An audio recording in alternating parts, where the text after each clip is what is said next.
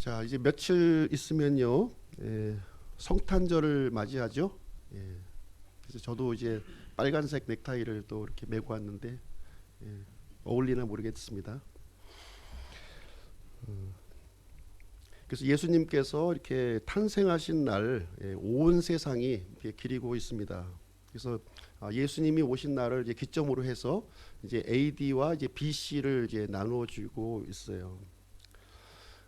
불과 이제 그 3년 반의 이런 공생애를 사셨음에도 불구하고 이 인류에게 큰 영향력을 이제 끼치셨음을 그 누구도 부인할 수 없는 그런 상황이 되고 있습니다. 일반 교회에서는 지금 이제 대림절로 이렇게 지금 지키고 있는데요. 성탄절을 기준으로 해서 이제 4주 전, 이제 4주간이죠. 4주간의 기간을 대림절이다 이렇게 교회력으로 이렇게 지키고 있습니다. 그래서 이제 크리스마스 트리를 이제 장식하고요. 교회당을 이제 눈부시게 이렇게 장식하는 일들이 지금 일어나고 있는데 아마 그런 추억들을 아마 가졌을 것 같아요. 그런 그 교회를 장식하고 이런 것을 통해서 참 이렇게 그 뭐라고 할까 그 추억이 그 함께했던 추억들이 아마 있었을 것이라 이렇게 생각이 됩니다. 특별히 이제 예배당 안에는 네 개의 양초가 이제 준비를 합니다.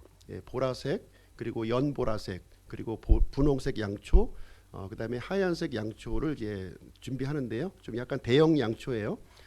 교회마다 사이즈가 좀 틀리긴 하지만 네 개의 양초를 이제 밝히는데 12월 첫째 주에는 이제 보라색 양초를 밝히고 그다음에 둘째 주에는 연보라색 양초를 밝히고 또 셋째 주에 가서는 분홍색 양초를 밝히고 마지막 이제 이번 주에 가서는 네 개의 양초가 다 이렇게 밝게 비춰지면서 마치 이제 그 촛불이 하나하나 비춰지면서 예수님께서 우리에게 이제 가까이 다가오시고 있다고 하는 그런 것을 또 기억하면서 또 하나님 앞에 이렇게 기도도 하게 되고 그런 시간으로 이렇게 보내고 있습니다. 그래서 아기 예수님, 말 구유에서 태어나신 아기 예수님을 이렇게 축복하고 또 그 아기 예수님을 내 마음속에 영접하고 그리고 이제 다시 오실 그 예수님, 재림하시는 예수님을 또 소망하는 그러한 그 행사를 각 교회마다 지금 진행을 하고 있습니다. 근데 이제 저희 교회에서는 이제 그런 그 크리스마스 장식이나 이런 행사를 이제 지금 볼 수가 없죠. 너무 좀 예, 뭔가 허전한 빠진 것 같은 아마 그런 것을 이제 보여주고 있는데 하나님께서 우리에게 요구하시는 것은 믿음은 보이는 것이 아니에요. 보이는 것이 아니라 우리가 보이는 것을 믿는 것은 믿음이 아닙니다. 그래서 보이지 않는 것을 믿는 것이 진짜 이제 믿음이고요. 그리고 이제 예수님께서 이 세상에 오실 때의 상황을 보시게 되면 이제 성경 기록을 통해서만 우리가 이제 그 파악을 할 수가 있는데 은밀하게 오셨습니다. 은밀하게 아주 그 누추한 말 구유에서 이렇게 태어나셨고요. 소수의 사람만이 그 예수님이 오신 것을 이렇게 영접하는 내용을 성경을 통해서 살펴볼 수가 있습니다. 특별히 이제 이 성경 기록에는 예수님께서 태어나신 날을 좀 기념해라 하는 이런 말씀은 없다는 거예요. 분명히 없습니다. 그리고 예수님께서 십자가에서 죽으셨는데 죽으신 날을 좀 기념해라 이런 말도 이제 성경에는 없습니다. 교회에게 허락하신 두 가지 명령이 있는데 그것은 침례와 주의 만찬 두 가지만 딱 이렇게 주셨어요. 구약 시대에는 이제 여러 가지 이 제사 제도와 명절을 이제 주셨지만 신약 시대에 이렇게 딱 들어서서는 새 상속 언약을 우리 그리스도인들에게 주시면서 두 가지 규례만 주신 거예요. 두 가지 규례. 근데 이제 이것이 세월이 쭉 흘러가면서 두 가지 규례에다가 여러 가지 이제 그 전통에 따라서 교회의 그 행사들이 이제 덧붙여지게 되는 그런 일을 우리가 이제 보고 있는 것입니다. 처음에 이제 그 이런 그 교회의 전통이라고 하는 것은 나쁜 의도로 만들어진 것은 아니에요. 선한 의도를 가지고 이렇게 만들고 전통으로 이제 지키게 되었습니다. 그런데 이제 이것이 그 근거가 하나님의 말씀에서 이렇게 그 생겨난 것이 아니라 어떤 사람이 정한 그런 제도다 보니까 시간이 흘러가면서 조금씩 원래의 취지와는 좀 이렇게 좀 달라지는 퇴색된 모습을 우리가 이제 보게 되는 것입니다. 오늘날에 이제 봐서는 좀 처음의 것과는 좀 많이 좀 이렇게 어긋나져 있는 그런 현상을 우리는 이제 보게 됩니다. 그러면 우리가 이제 성탄절을 지키는 것이 성경적이냐, 또 안 지키는 것이 성경적인 것이 아니냐, 뭐 이것을 한번 좀 생각을 해볼 필요가 있는데요. 그런 부분이 아니라는 거예요. 지금 성탄절을 지키냐 안 지키냐는 그것이 이제 중요한 문제는 아닙니다. 행사를 하느냐 안 하느냐가 중요한 것은 아니라고 하는 사실을 우리가 이제 이번 예수님의 이 성탄절을 이제 맞이하면서 생각해 보아야 할 내용이라고 생각을 합니다. 중요한 것은 무엇이냐면 예수님께서 이 땅에 오신 목적을 우리가 기억하는 거예요. 행사를 하든 행사를 하지 않든 간에 이 목적을 우리가 분명히 이해하는 것이 이제 중요하다는 이런 말씀을 드립니다. 이 성탄절 행사를 지키면서 예수님께서 오신 목적을 잘 이렇게 기억하고 있다면 그것은 좋은 일이라고 이제 생각을 합니다. 그렇다면 우리 교회는 왜 성탄절 행사를 이렇게 좀 하지 않는가 하는 부분에 대해서 말씀드리도록 하겠습니다. 성경적인 근거를 갖고 있는데요. 로마서 14장 말씀을 한번 가서 보도록 하겠습니다. 신약성경 이사야서 말씀 그대로 두시고요. 로마서 14장 말씀 한번 보겠습니다.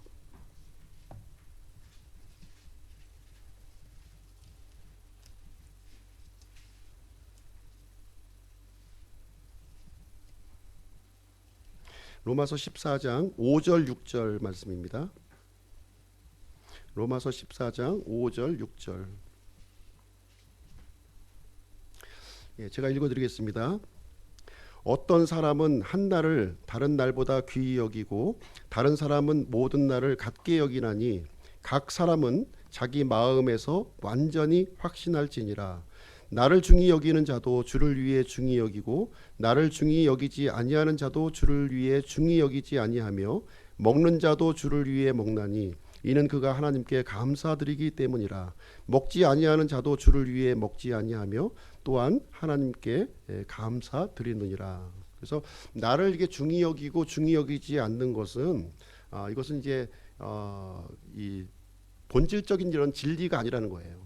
옳고 그름의 문제가 아니다 이 얘기를 하면서 나를 이제 이렇게 주님을 위해서 중히 여기는 사람도 있고 또 중히 여기지 않는 사람도 있다는 거예요. 그것을 가지고 서로 비판하고 정죄하고 이렇게 할 필요는 전혀 없다. 이런 말씀을 로마서에서 우리에게 알려주시는 말씀이 되겠습니다.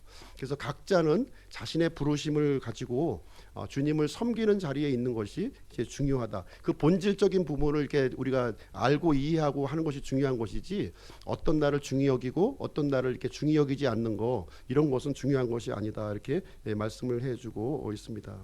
그래서 우리는 이제 안 지키니까 성경적이고 지키는 사람들은 비성적이다 이렇게 비판을 해서는 안 된다는 거예요. 그래서 중요한 것은 지키든 안 지키든 간에 주님께서 오신 이 날을 그 목적을 우리가 잘 이해하고 우리가 받아들이는 것이 중요하다. 이것을 우리에게 가르쳐주고 있습니다. 그래서 이제 성경에 보시면 이제 예수님의 태어난 날을 우리가 좀 이제 우리가 생각을 해볼 수가 있는데요. 잠깐 이 부분에 대해서 말씀을 드리도록 하겠습니다. 12월 25일은 분명히 아니에요. 학자 간에 이제 많은 논란이 있긴 하지만 12월 25일은 예수님이 태어나신 날이 아닐 가능성이 거의 99% 정도는 이제 아닐 가능성이 이제 있습니다. 왜냐하면은 우리가 성경의 기록을 찾아볼 때 예수님이 이제 태어나시던 그 상황을 이제 우리가 유추를 해볼 수가 있는데요. 첫 번째는 이제 어떤 내용이 있냐면 목자들이 들판에서 양떼를 치고 있었다 이렇게 기록을 하고 있습니다. 예수님께서 이제 베들레헴 그 구유에서 이렇게 태어나실 때 목자들이 이렇게 예수님이 이제 그 탄생한 그 거기에 이제 왔잖아요. 그랬을 때 이 목자들이 들판에서 양떼를 이렇게 치고 있었던 때였다 이렇게 기록을 해주고 있습니다. 12월에는 양떼를 방목할 수 없는 시기입니다. 풀이 다 말랐기 때문에 추워서 양떼를 밖에 내놓을 수 없는 그런 시기예요. 그러다 보니까 좀 12월은 아니구나 하는 것을 생각을 해볼 수가 있고요. 두 번째는 이 요셉 부부가 이제 호적을 신고하기 위해서 베들레헴을 이제 방문하는 그런 이야기가 나오는데 이제 아기가 날이 거의 임박한 거예요. 임박한 시점에 어떻게 해서 이 베들레헴까지 가게 되었는가? 이제 베들레헴을 이제 갔는데 거기에 보니까 이제 그 머물 숙소가 없어가지고 사람들이 너무나도 많았던 거예요. 너무나도 많아서 이 마을 구유에서 이제 예수님을 이렇게 그 이제 출산하는 그러한 일을 이제 성경에서 우리가 찾아볼 수가 있습니다. 그래서 이 내용을 살펴볼 때 이 베들레헴이 이 사람들로 막 이렇게 막 그 머물 장소도 없을 정도로 이렇게 번잡한 시점이 어떤 시점이냐, 이 유대인들의 그 명절을 통해서 살펴볼 수가 있는데요. 유대인의 명절의 기간이었다는 거예요, 이때가. 예, 그래서 이제 요셉 부부가 이제 호적을 신고하러 가는데 이 명절과 이 맞물려서 갔을 가능성이 높습니다. 그래서 명절도 가고 또 호적 신고도 하고 가기에는 좀 이제 너무 좀 그 이제 번거로운 거죠. 그래서 같은 시기에 아마 이제 했지 않았나 이런 생각이 이제 듭니다. 그래서 유대인의 명절을 보시게 되면 세 개의 명절, 7개의 명절 중에서 3개의 명절에는 이 유대인 남자들은 의무적으로 예루살렘에 방문해야 되는 거예요. 유월절과 그다음에 오순절과 장막절, 이 세 절기는 의무적으로 지금 이제 예루살렘 성전을 방문하게 됩니다. 이 베들레헴이라고 하는 것은 이 예루살렘과 굉장히 인접한 도시예요. 인접한 그 다윗의 도시인데 여기에 이제 요셉 부부가 방문하는 이야기가 거기에 기록되어 있습니다. 그렇다면 이제 이 세 가지 명절 중에서 이제 한 가지 명절에 이제 해당이 될 것이다, 이렇게 우리가 추정을 해볼 수가 있는데요. 유월절과 오순절은 아니고 장막절일 가능성이 높다는 거예요. 장막절일 가능성이 이제 매우 높습니다. 왜냐하면 이 근거로는 이제 요한복음 1장 14절 말씀을 통해서 우리가 이제 생각을 해볼 수가 있는데, 말씀이 육신이 되어 우리 가운데 거하심에 그분의 영광을 보니 아버지의 독생하신 분의 영광이요 은혜와 진리가 충만하더라, 이런 말씀이 이제 기록되어 있습니다. 여기에 보면은 말씀은 이제 예수님을 가리키고 있는데 이 말씀이 우리 가운데 거하심에라는 이제 이 단어가 있는 거예요. 거하신다고 하는 이 단어가 이제 그리스어 이제 그 뜻에 살펴보시게 되면 장막을 친다고 하는 뜻을 가지고 있어요. 장막. 그래서 보이지 않는 이 하나님께서 이 육신이라고 하는 장막을 입으시고 이 땅에 이제 내려오셨다, 이렇게 기록을 하고 있는 거예요. 그렇다면 지금 이 내용을 이제 근거로 해서 볼 때 이제 예수님께서 이렇게 우리가 출생하신 그 날을 우리가 추론해 볼 때 이 장막절 기간일 가능성이 매우 높다는 거예요. 그래서 이 장막절 기간은 10월 중순 정도 되는 기간이에요. 10월 중순. 그래서 12월 25일은 좀 이제 그 이 장막절하고는 좀 이제 좀 약간 거리가 좀 먼 기간이다, 이렇게 우리가 생각을 할 수가 있는 것이고요.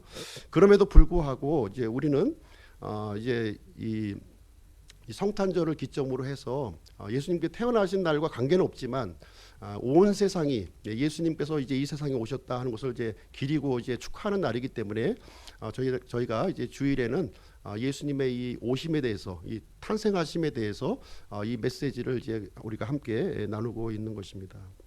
그래서 이제 이번 주 25일은 저희 교회에서 뭐 특별한 행사는 없고요. 가족과 함께 이렇게 보내주시면 될 것 같습니다. 그래서 오늘 이제 이사야서 말씀을 가지고 이제 말씀을 전해드리도록 하겠습니다. 말씀의 제목은 주의 열심이 이것을 이루리라 하는 제목을 가지고 오늘 이사야서 말씀을 전해드리도록 하겠습니다. 이 이사야는 어떤 사람이냐면 예수님께서 이 땅에 오시기 700년 전에 활동했던 그런 그 대언자였습니다. 그래서 이제 주전 777년경 주전 777년경에 이제 예루살렘에서 출생을 했고, 이 이사야 대언자는 귀족 출신이었어요. 귀족 출신으로 이렇게 하나님의 말씀을 이스라엘 백성들에게 이제 선포하는 그러한 일을 이제 하게 되었습니다. 가장 긴 그 구약 성경에서 이제 긴 그 이제 하나님의 말씀을 이제 기록한 대언자로 이렇게 알려지고 있는데요. 이 이사야 대언자가 활동했던 기간이 굉장히 길어요. 굉장히 깁니다. 지금 이제 4명의 왕이 통치했던 그 시대에 이제 활동을 했던 선지자가 되겠습니다. 우시야라고 하는 왕이 있고요. 그 다음에 이어서 요담, 그리고 아하스, 그리고 이제 우리가 잘 알고 있는 히스기야까지, 그러니까 우시야 시대부터 히스기야 시대까지 하나님의 말씀을 이스라엘 백성들에게 선포했던, 그렇게 활동했던 대언자가 이사야라고 하는 사람이었습니다. 지금 오늘 이제 이 9장 말씀을 함께 읽었는데요. 이 9장의 배경을 이렇게 보시게 되면 이 9장의 배경이 어떻게 되냐면 이제 이 이스라엘이 북이스라엘과 남유다로 이렇게 나눠져 있었던 거예요. 그런데 이 북이스라엘이 멸망하기 바로 직전의 상황이에요. 지금 예, 북이스라엘은 아스리아라고 하는 그 아주 강대국에 의해서 멸망을 하게 되는데 멸망하기 바로 직전, 그러니까 한 나라가 이렇게 멸망하고 이 파괴되기 전에 그 상황을 보시게 되면 굉장히 그 부도덕하고 이런 이 타락한 일들이 이제 많이 일어났구나 하는 것을 우리가 이제 생각을 해 볼 수가 있는 것입니다. 그래서 이 북이스라엘이 멸망하기 직전에 어떤 상황이었냐면 우상 숭배를 하고 이 성적 부도덕이 아주 그렇게 이 극심했었던 그런 시대에 바로 이제 이사야 대언자가 이제 9장 말씀을 이렇게 기록한 그런 배경의 말씀이 이제 되겠습니다. 그래서 오늘 이제 본문의 말씀을 이제 세 단락으로 이렇게 말씀해 주셨는데요. 이 세 단락을 보시게 되면 이 이사야 대언자가 앞으로 오실 메시아에 대해서 지금 기록한 거예요. 특별히 이제 9장 말씀은 앞으로 이제 이 그 흑암과 이 어둠 가운데 있는 이스라엘의 이 끔찍한 상황에서 이 앞으로 오실 이 구원자 메시아에 대한 글을 이제 9장 말씀에서 소개해주고 있는 내용이 되겠습니다. 그래서 비록 우리 이스라엘 백성들이 이렇게 멸망할 수밖에 없는 이런 상황이었지만 이제 하나님께서 우리를 버리지 아니하시고 메시아를 보내주실 것이다. 그분께서 우리에게 소망을 주시고 우리에게 빛을 주시고 기쁨을 주시고 우리에게 구원을 주실 것이다 하는 내용을 우리 이제 이 9장 말씀을 통해서 우리에게 설명을 해주고 있는 내용이 되겠습니다. 그래서 세 단락으로 첫 번째는 이제 앞으로 오실 메시아는 어떤 분이시냐, 이 흑암 중에서 큰 빛을 주시는 분이시라는 거예요. 큰 빛을 주시는 분으로 오신다 이렇게 기록을 해주고 있습니다. 1절 말씀을 한번 읽어보도록 하겠습니다. 이사야서 9장 1절 말씀 읽어보겠습니다. 그러할지라도 그 흑암은 그 땅이 괴로움을 당하던 때의 흑암과 같지 아니하리니 그때에는 그분께서 처음에 스불론 땅과 납달리 땅을 가볍게 괴롭히시고 나중에 요르단 건너편 바닷길 옆 민족들이 거하는 갈릴리에 있는 그 땅을 더욱 심하게 괴롭히셨느니라. 좀 알 듯 모를 듯 하는 말씀이 이제 1절 말씀에 이렇게 기록이 되어 있는데요. 이 내용은 이제 무슨 얘기냐면 북이스라엘의 가장 이제 북쪽 지방을 얘기해 주고 있는데 스불론 땅과 납달리 땅으로 지금 언급하고 있어요. 저희가 이제 나눠드린 그 아웃라인 뒤편에 보시게 되면 이제 지도가 이제 나와 있는데 그 이스라엘의 맨 북쪽 지역에 있는 땅이 이제 어떤 땅이냐면 스불론 땅과 납달리 땅이 있다는 거예요. 그래서 이제 이 스불론과 납달리 땅은 이제 어떤 땅이냐면 이제 이스라엘의 북쪽 경계이다 보니까 외적의 그 잦은 침략이 있는 그런 지역이었다는 거예요. 그래서 여기 보시게 되면 처음에 스불론 땅과 납달리 땅을 가볍게 괴롭히셨다는 거예요. 그 인근에 있는 그 민족들에 의해서 계속 잦은 그런 외적의 침략을 받는 그런 땅이었다. 이제 이 얘기를 해주고 있습니다. 그러면서 나중에 요르단 건너편 바닷길 옆 민족들이 거하는 갈릴리에 있는 그 땅을 더욱 심하게 괴롭혔다. 이런 내용이 기록되어 있어요. 처음에는 가볍게 이렇게 괴롭힘을 당했는데 나중에는 더욱 심하게 괴롭힘을 당했다 하는 얘기는 무슨 얘기냐면 이제 아스리아라고 하는 이 강대국에 의해서 이 북이스라엘이 완전히 멸망해 버려요. 주전 722년 2년경에 북이스라엘은 완전히 멸망합니다. 그리고 이 아스리아는 이주 정책을 이제 또 펴가지고서 이스라엘 민족과 이제 이 이방 민족이 이렇게 서로 피가 섞이게 되면서 혼혈 민족이 탄생을 하게 돼요. 그러면서 이제 사마리아인이라고 이제 불려지게 될 정도로 이 북이스라엘은 완전히 흑암과 이 어둠 속에 갇혀 지내게 되는 아주 극심한 어려움 가운데 지내게 된다는 거예요. 그래서 이 내용의 배경을 이제 얘기를 해주고 있는 내용이 이제 되겠습니다. 그래서 신약 시대에는 이 스불론과 납달리 땅을 어떻게 부르느냐, 갈릴리 지역이라고 부른다는 거예요. 갈릴리. 그래서 갈릴리도 이제 굉장히 넓은 지역이에요. 처음엔 작은 지역이었지만 그래서 상부 갈릴리, 하부 갈릴리 이렇게 부르시면서 이제 예수님께서 이제 처음에 이 땅에 오셔가지고서 사역을 했었던 이제 그 지역이 어디냐, 바로 갈릴리 지역이었다고 얘기를 해주고 있는 거예요. 갈릴리 지역. 그래서 예수님이 이제 그 나사렛에서 이렇게 성장하셨고요. 그 다음에 갈릴리 가버나움이라는 지역에서 이렇게 제자들을 부르시고 이 복음 사역을 이렇게 진행하셨다고 하는 것을, 그러니까 예수님의 그 주 무대가 이 갈릴리 스불론 납달리 지역의 주 사역 무대로 이렇게 사용을 하셨다는 겁니다. 그래서 이제 여기 2절 말씀을 통해서 이제 이 내용을 우리에게 알려주시고 있는 거예요. 초림하신 예수님께서 이 스불론과 납달리 땅에 큰 빛으로 이렇게 비춰주셨다는 거예요. 여기에요. 2절 말씀 한번 읽어보겠습니다. 어둠 속에 다니던 백성이 큰 빛을 보았고 사망의 그늘지는 곳에 거하는 자들 곧 그들에게 빛이 빛이었도다. 이렇게 얘기하면서 이제 예수님께서 메시아로 이 땅에 오셔서 이 갈릴리 이 지역 흑암 속에 괴롭힘과 이런 그 절망 가운데 있는 이 백성들에게 큰 빛을 비춰주신 이야기가 여기에 기록이 되어 있습니다.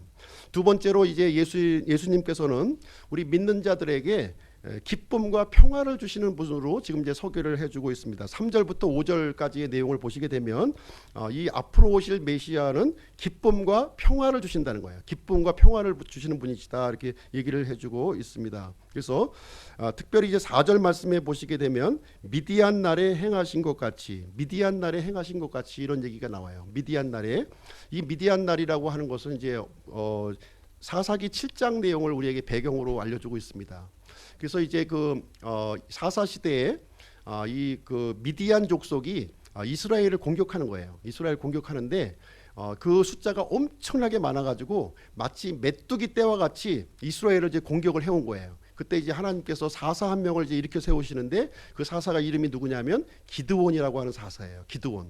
기드온과 300명의 용사라는 얘기 아마 들어보셨을 것입니다. 그래서 이 엄청나게 많은 이 숫자의 미디안 족속들을 기드온과 300명의 용사가 완전히 격퇴시키는 이야기가 기록되어 있어요. 단지 어떤 창과 칼을 가지고 있었던 것이 아니라 항아리와 이 나팔을 가지고 이 수많은 민족들을 완전히 전멸시키고 승리하는 이야기가 기록이 되어 있습니다.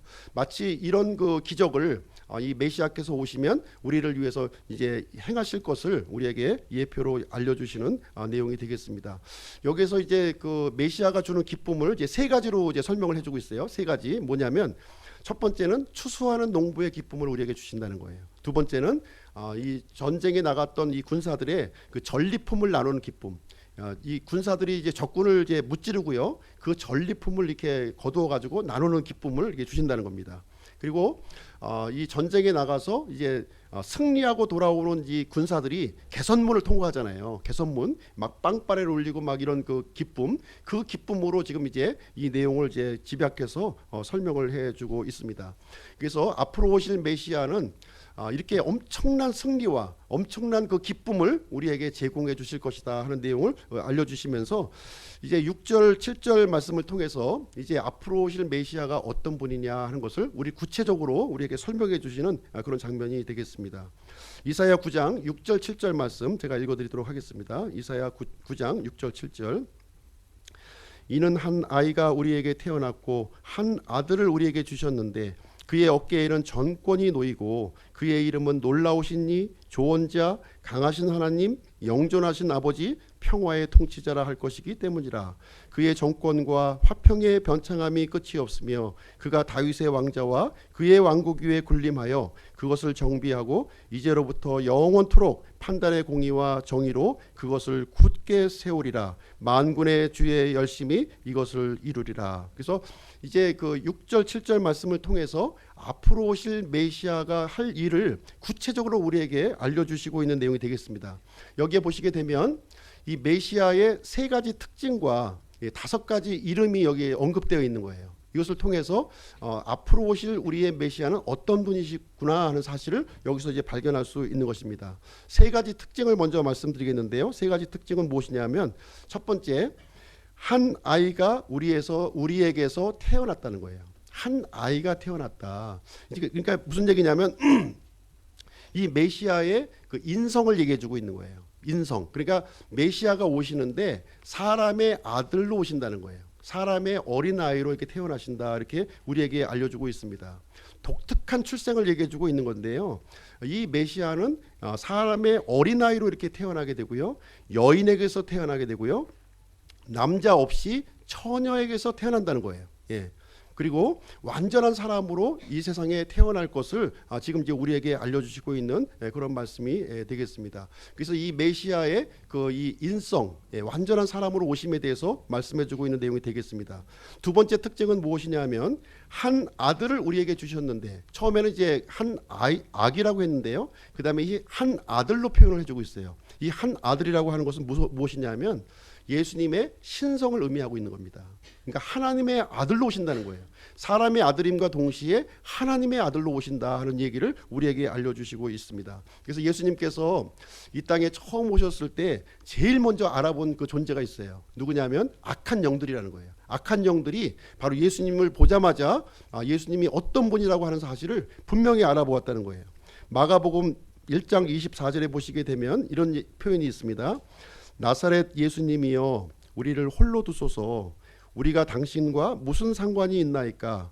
우리를 멸하러 오셨나이까? 나는 당신이 누구신 줄 아노니 하나님의 거룩하신 이신이다. 이렇게 얘기하면서 이 악한 영이 예수님의 이 존재를 분명하게 알아보았다는 거예요.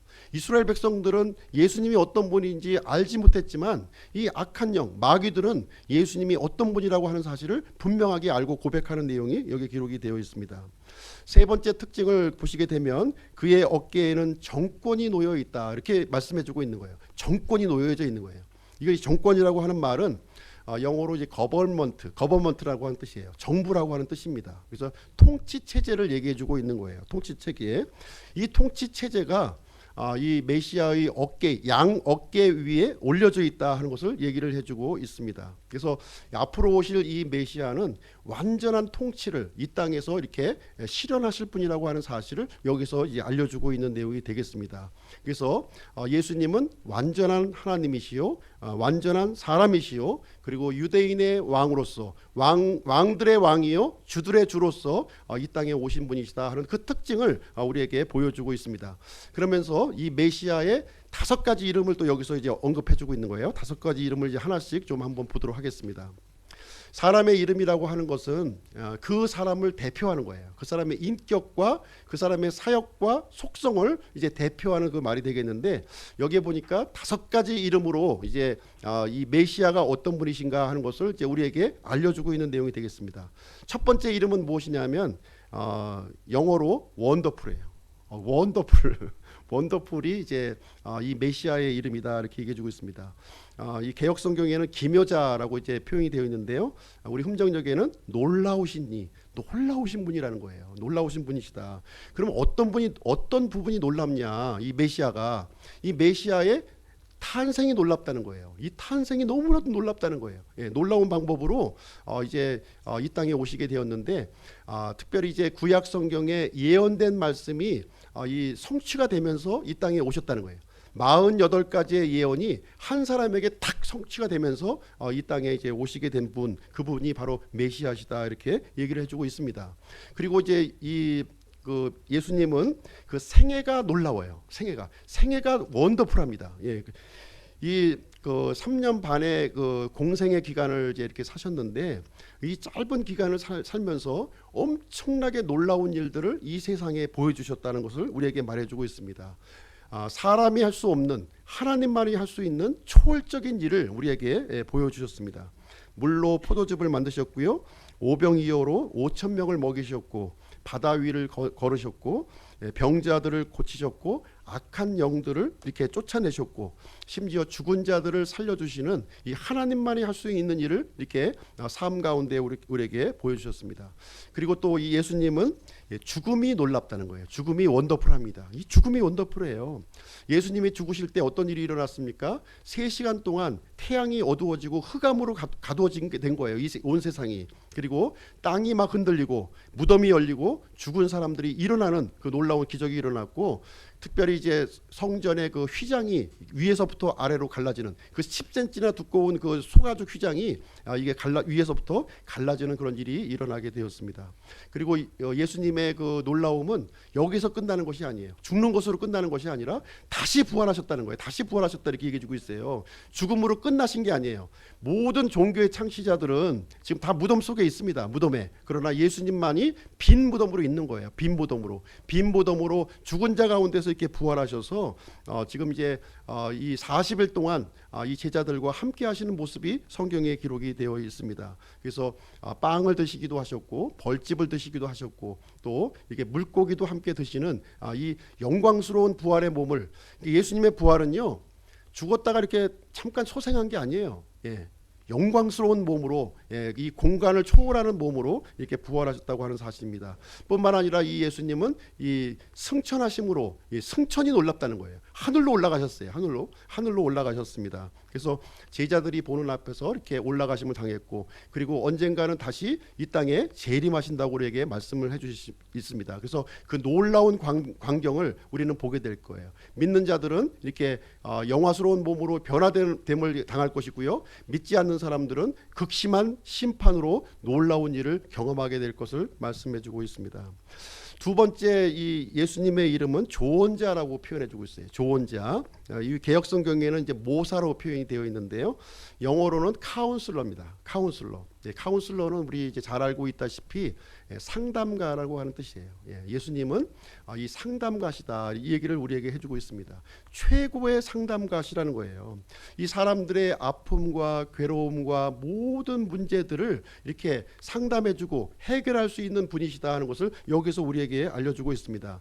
예수님은 3년 반의 공생의 기간을 살면서 이 니고데모라고 하는 사람을 만나서 중생의 교리에 대해서 알려주셨어요. 그리고 이 수가성 여인과 이렇게 만나가지고 이 내면에서 이렇게 그 풀지 못하는 이 갈증의 문제를 이제 예수님께서 해결해 주시는 장면을 이렇게 보여주셨습니다. 그래서 예수님은 만나는 사람마다 그 사람의 아픔과 문제점들을 이렇게 지적해 주셨고, 그 문제점을 해결해 주시는 그 조언자, 이 카운슬러이라고 우리에게 말씀을 해주고 있습니다.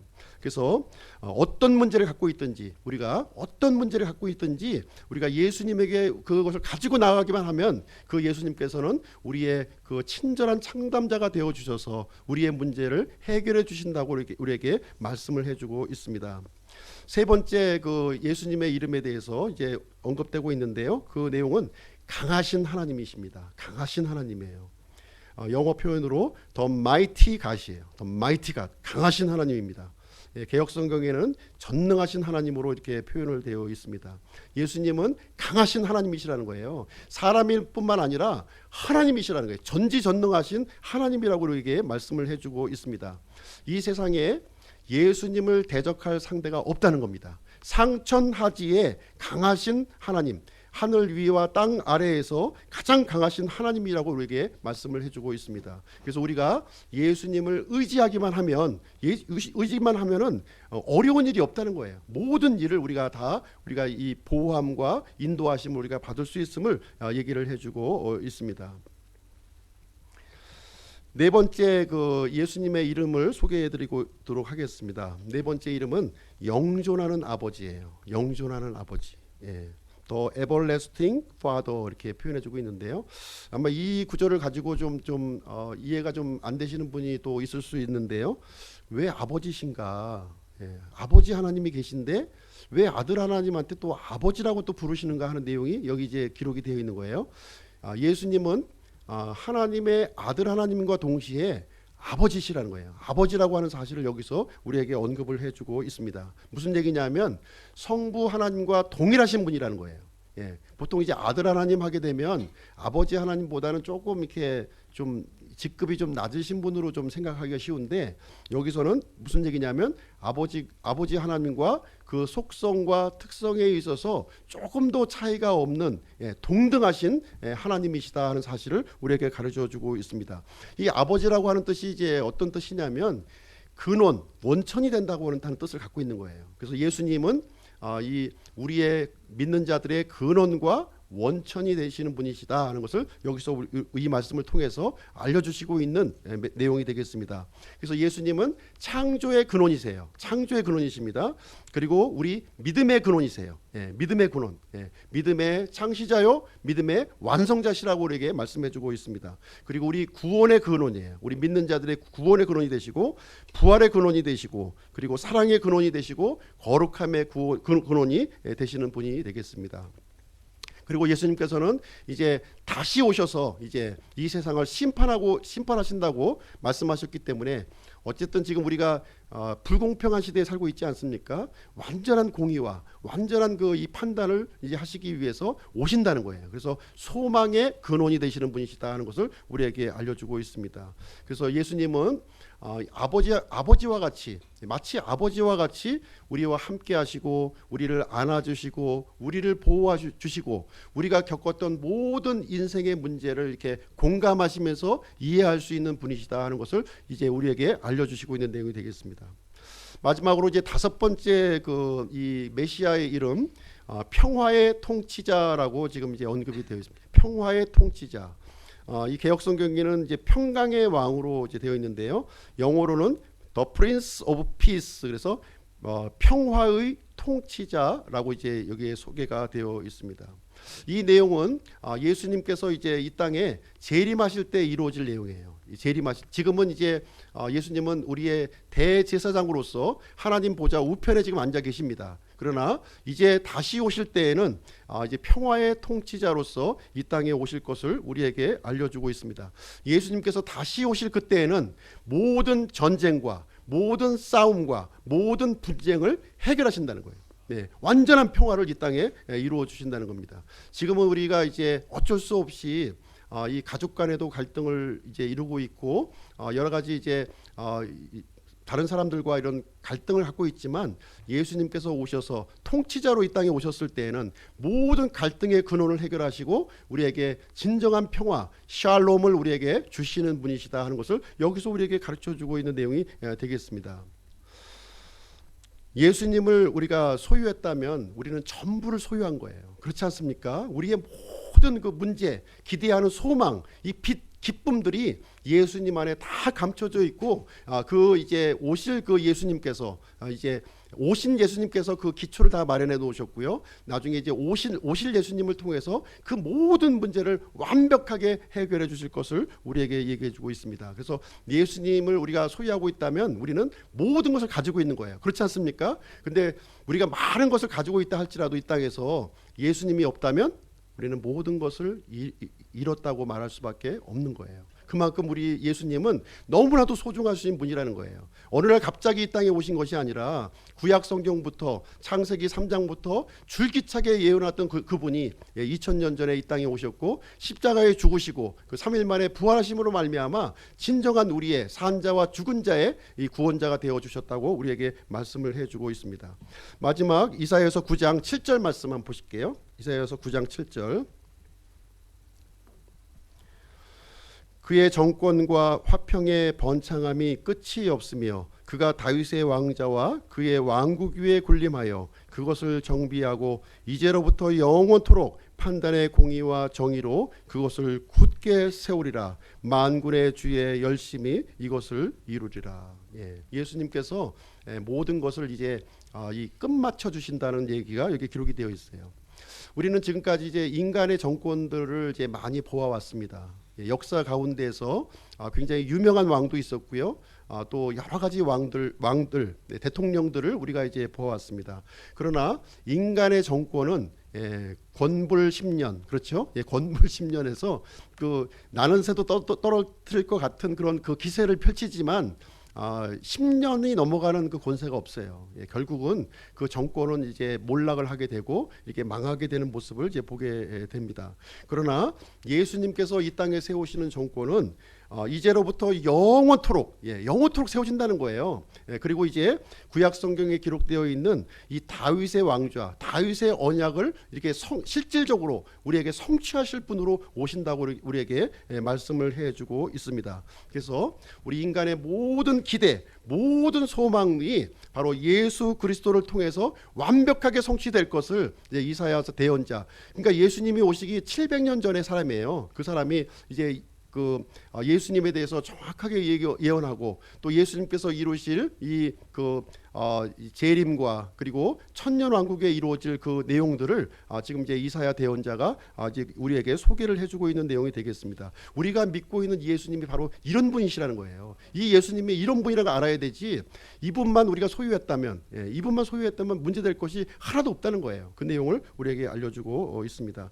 그래서 그 예수님께서 이 땅 위에 판단의 공의와 정의를 이 땅에 굳게 세워주실 것이다, 이렇게 우리에게 약속을 해주고 있습니다. 자, 결론을 내리도록 하겠습니다. 예수 그리스도께서 이 땅에 오셨을 때에는 흑암 가운데 오셨어요. 어두움 가운데 아무런 소망도 없고 참 기대할 것도 없고 절망과 좌절 가운데 우리 사람의 힘으로는 해결할 수 없는, 벗어날 수 없는 그 절대절명의 상황에서 예수님께서 이 땅에 오셨습니다. 그리고 우리 사람들이 이렇게 절망과 슬픔 가운데 이 땅에 오셨어요. 참 통곡하고 싶은 그런 어려움 가운데 예수님이 오셨습니다.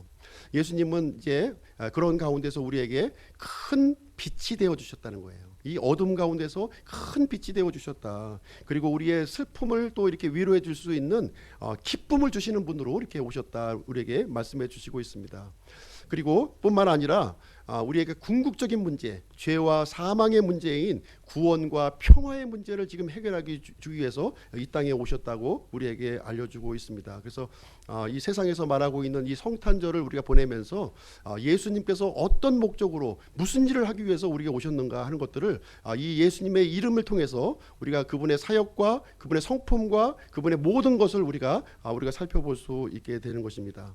예수님께서 이 땅에 오신 것은 우리와 보이지 않는 하나님과 이 불의한 사람들이 서로 이 생명의 관계를 갖도록 하기 위해서 오셨다는 거예요. 그래서 예수님은 완전한 하나님이요 완전한 사람으로 이렇게 오셔서 하나님과 사람 사이에 유일한 중재자가 되어 주셔서 오신 거예요. 그래서 하나님 편도 대변하시면서 사람의 편도 대변하실 수 있는 완벽한 사람으로서, 완벽한 구원자로서 우리에게 오시게 되었습니다. 그래서 우리는 성탄절에서 지금 이제 얘기하는 것처럼 아기 예수님을 영접하면 안 되는 거예요.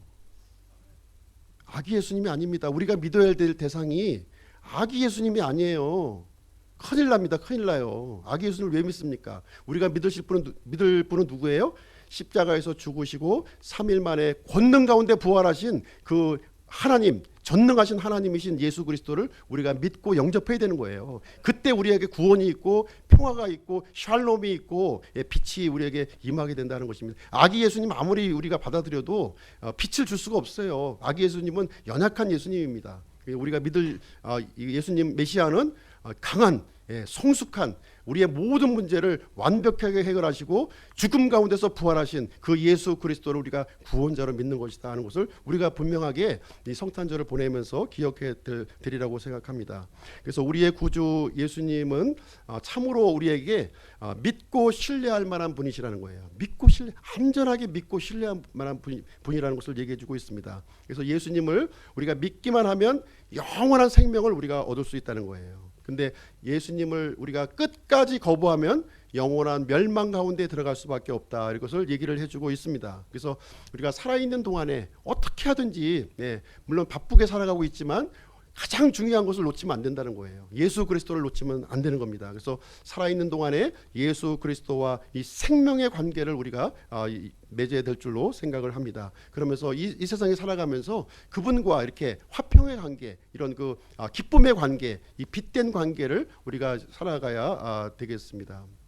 그래서 이제 촛불을 얘기해서 죄송한데, 촛불은 언젠가 꺼지는 거예요. 그렇죠? 우리가 어떤 빛을 비춰야 되느냐? 그리스도인들이 말씀의 빛을 비춰야 되는 거예요. 이 세상에 말씀이 생명을 주는 것이지 촛불이 생명을 주는 거 아닙니다.